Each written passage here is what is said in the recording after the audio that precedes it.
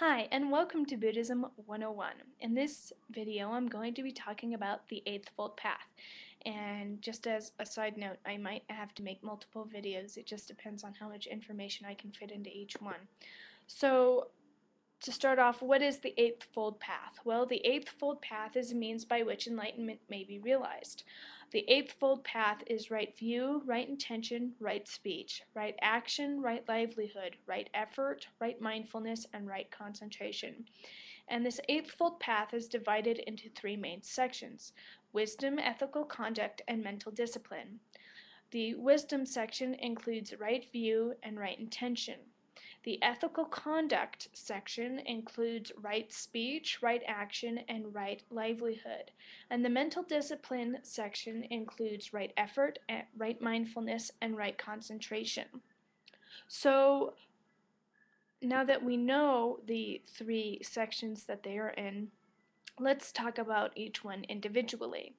So the Eightfold Path, step 1, right view. The first step on the path, right view, can also be referred to as right perspective, right vision, or right understanding. It's all about having the right perspective on yourself and on the universe. You need to see the world and yourself as they truly are, not what you have been conditioned to see. Much of this relates to really understanding the Four Noble Truths. Um, Understand that nothing is permanent or perfect. Think through karma and all the effects it has on you. Having the proper way of looking at the world is especially crucial to a Buddhist, since since your perspective actually shapes your life and how you live it. It is important that in perfecting your right view that you clear out your misunderstandings, misconceptions, and confusion. Keep an open mind and look at everything in a critical manner. The Eightfold Path, Step 2, Right Intention. Right intention is also called right thought, right resolve, or right aspiration, or the exertion of our own will to change. It involves your commitment and your reasons for following the tenets of Buddhism. Do you really want to give up desire? Are you willing to make sacrifices to attain enlightenment? Are you willing to give up anger, hatred, and negative feelings about embracing compassion? Are you willing to avoid doing harm to others? This is basically what right intention is all about. The Eightfold Path, Step 3, Right Action. Right action is also called right conduct and involves how to behave in the physical world from day to day. Some examples of the quote-unquote rules are to avoid killing, stealing, and sexual misconduct.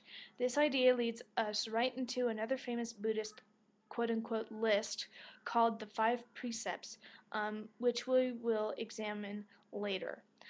The idea behind right action is that improper physical actions lead to an unsound mind. So that in order to have a sound mind and to attain enlightenment, one should act properly with the physical body. And, another way of looking at it is the five precepts. Um, and all these rules involve physical attachments and desires. And as we have learned when we talked about the Four Noble Truths, desire and attachment is the Buddhist quote-unquote root of evil. The Eightfold Path, Step 4, Right Speech. Um, so, what is right speech? Well, a famous or important Buddhist scripture explains what is right speech.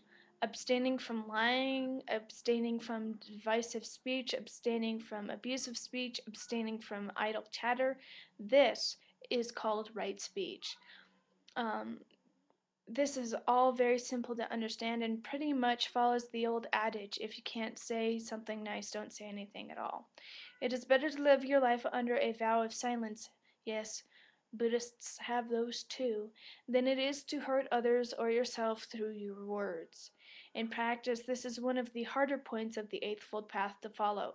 Watch yourself today or tomorrow and see how easily it is to complain, to gossip, or even just to waste time talking quote unquote about nothing.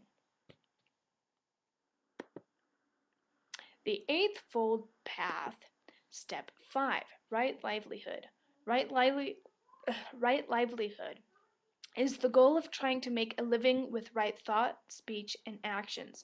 You don't have to give up everything and become a propertyless monk, but no Buddhist practitioner should engage in trades or occupations which either directly or indirectly result in harm to other living beings or systems. Think about your job. Is anyone anywhere harmed, either physically, emotionally, or mentally? How about animals? If you analyze your life, you are probably going to see that you live at someone else's expense. In my opinion, this is one of the, um, or this is one part of the Eightfold Path that was easier to accomplish back in Buddha's day than it is now. Today, everyone is so interdependent, and that is extremely hard to live um, by, or to live without doing harm or some damage. Um, yeah. The Eightfold Path, Step 6, Right Effort. Right effort, also known as right endeavoring, concerns the Buddhist practitioner's continuous effort to keep his or her mind free of thoughts that might impair his or her ability to realize or put into practice the other elements of the Eightfold Path. Um, a Buddhist can shape his reality. This is actually also a double-edged sword, creating both wholesome and unwholesome conditions. Right effort concerns making the conscious effort to positively shape our minds and our world. The same type of mental energy that fuels desire, envy, aggression, and violence can, on the other side, fuel self-discipline, honesty, benevolence, and kindness. Right effort consists of four major actions that a Buddhist should attempt at all times, which is to make an effort to prevent the creation of unwholesome states, to make an effort to abandon pre-existing unwholesome states, to make an effort to encourage wholesome states, and to make an effort to maintain pre-existing wholesome states. And I'll talk about more about that later. Really quickly, the last two. Eightfold Path, Step 7, Right Mindfulness. Right mindfulness, also translated as right memory, together with concentration, is concerned broadly with the practice of meditation.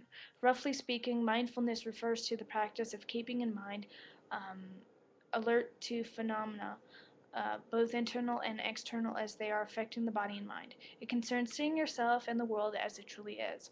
Right mindfulness requires clear perception, and it penetrates impressions, both correct and incorrect.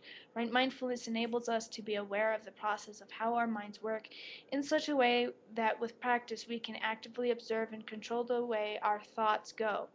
Buddha accounted for this as the four foundations of mindfulness, which are the contemplation of the body, the contemplation of feeling, which is repulsive, attractive, or neutral, the contemplation of the state of mind, and the contemplation of phenomena, which I will talk about later. The Eightfold Path, Step 8. Right concentration. Right concentration, together with right mindfulness, is concerned broadly with the practice of Buddhist meditation. According to the Pali Canon, one of the classic Buddhist scriptures, right concentration is dependent on the development of all the preceding steps upon the Eightfold Path.